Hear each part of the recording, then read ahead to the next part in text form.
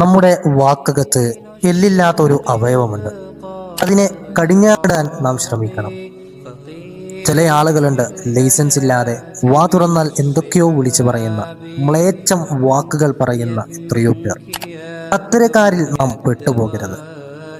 കാരണം അവർ അള്ളാഹുവിന്റെ കോപത്തിന് അർഹരായവരാണ്. റസൂലുള്ളാഹി സ്വല്ലല്ലാഹു അലൈഹി വസല്ലം തങ്ങൾ പറഞ്ഞു, മാ മിൻ ശൈഇൻ അഫ്ഖലു ഫീ മീസാനിൽ അബ്ദിൽ മുഅ്മിനി യൗമൽ ഖിയാമ മിൻ ഹുസ്നിൽ ഖുൽഖ് വ ഇന്നല്ലാഹ യുബ്ഗിദുൽ ഫാഹിഷൽ ബദീഅ. സൽസ്വഭാവത്തേക്കാൾ ഖിയാമത്ത് നാളിൽ മുഅ്മിനായ ഒരു അടിമയുടെ മീസാനിൽ ഭാരം തൂങ്ങുന്ന ഒന്നുമില്ല. തീർച്ചയായിട്ടും തരം താഴ്ന്ന മോശം സംസാരിക്കുന്നവരോട് അള്ളാഹു കോപിക്കും. നമ്മുടെ നാവിന് ലൈസൻസ് ഇടേണ്ടത് നമ്മളാണ്. മറ്റുള്ളവർ എന്തോ ലക്കും ലെവലുമില്ലാതെ വിളിച്ചു പറയട്ടെ. നാം സൽസ്വഭാവികളാവുക. സൽസ്വഭാവം നല്ല പെരുമാറ്റത്തെ നമുക്ക് നൽകും. ആ നല്ല പെരുമാറ്റത്തിലൂടെ ആളുകൾ നമ്മിലേക്ക് അടുക്കുകയും നമ്മോട് സ്നേഹത്തോടെ പെരുമാറുകയും ചെയ്യും.